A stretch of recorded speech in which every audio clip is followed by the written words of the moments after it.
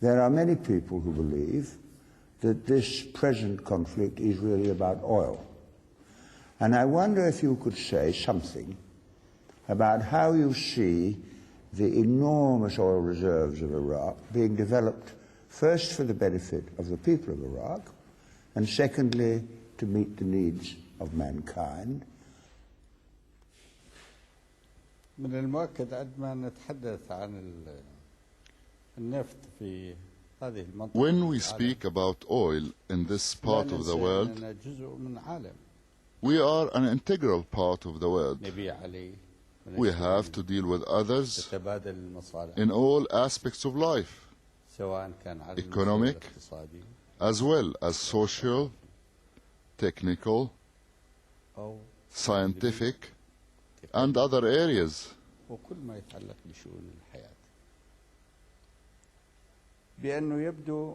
It seems that the authorities in the United States are motivated by aggression that has been evident for more than a decade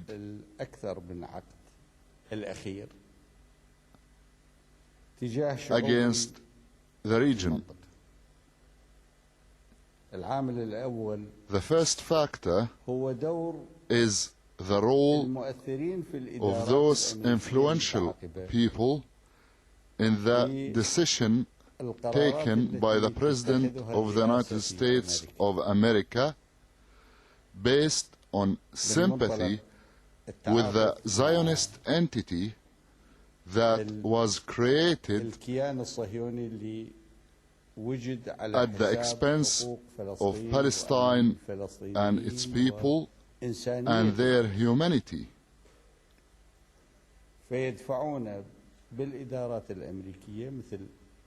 These people force the hand of the American administration by claiming that the Arabs pose a danger to Israel,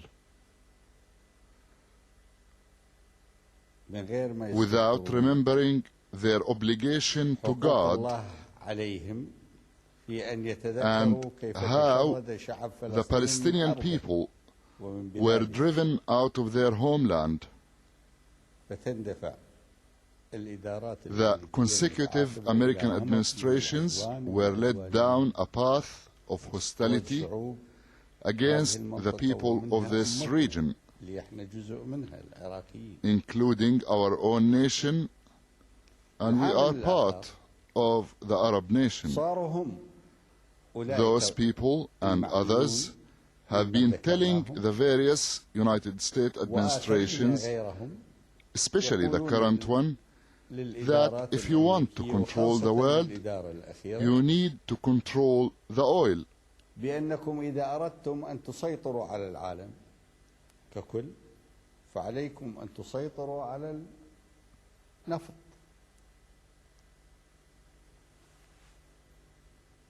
فمن أهم مستلزمات Therefore, the destruction of Iraq is a prerequisite to controlling oil. That means the destruction of the Iraqi national identity, since the Iraqis are committed to their principles and rights according to international law and the United Nations Charter.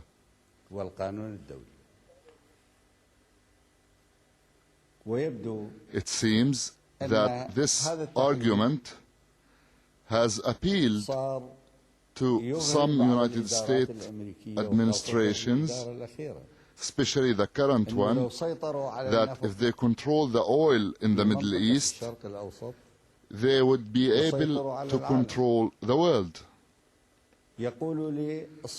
They could dictate to China the size of its economic growth and interfere in its education system. And could do the same to France and Germany, and perhaps to Russia and Japan. They might even tell the same to Britain, if its oil doesn't satisfy its domestic consumption. هي وأصدقائها. إذن نعم يبدو لي إنه It seems to me that this hostility is a trademark of the current United States administration and is based on its wish to control the world and spread its hegemony. People have the right to say that if this aggression by the American administration continues, it would lead to widespread enmity and resistance. على المنطقة ستخلق عداء واسع وستخلق مقاومة وبالتالي we won't be able to develop the oil fields or the oil industry and therefore create worldwide cooperation as members of the human family when there is war, destruction and death. Isn't it reasonable to question this approach and conclude that this road will not benefit anyone, including America or its people?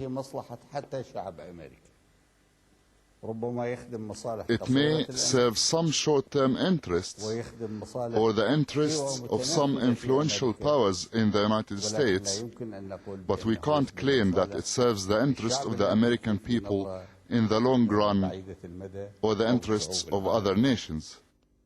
There are tens of millions, maybe hundreds of millions of people in America, in Britain, in Europe and worldwide who want to see a peaceful outcome to this problem. And they are the real Americans, in my opinion, the real British, the real French, the real Germans, because they think of the world in terms of their children. I have 10 grandchildren. And in my family there is English, Scottish, American, French, Irish, Jewish, Indian, Muslim blood. And for me politics is about their future, their survival. And I wondered whether you would say something yourself, direct, through this interview, to the peace movement in the world that might help to advance the cause that they have in mind.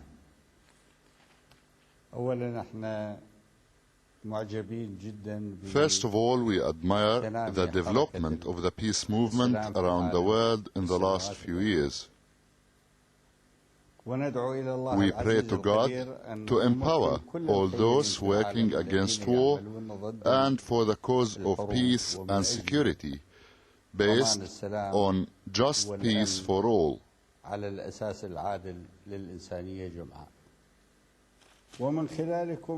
And through you, we say to the British people that Iraqis do not hate the British people. Before 1991, Iraq and Britain had a normal relationship, as well as a normal relationship with America. At that time, the British government had no reason to criticize Iraq, as we hear some voices doing these days. We hope the British people would tell those who hate the Iraqis and wish them harm that there is no reason to justify this war. And please tell them that I say to you, because the British people are brave. Tell them that the Iraqis are brave too.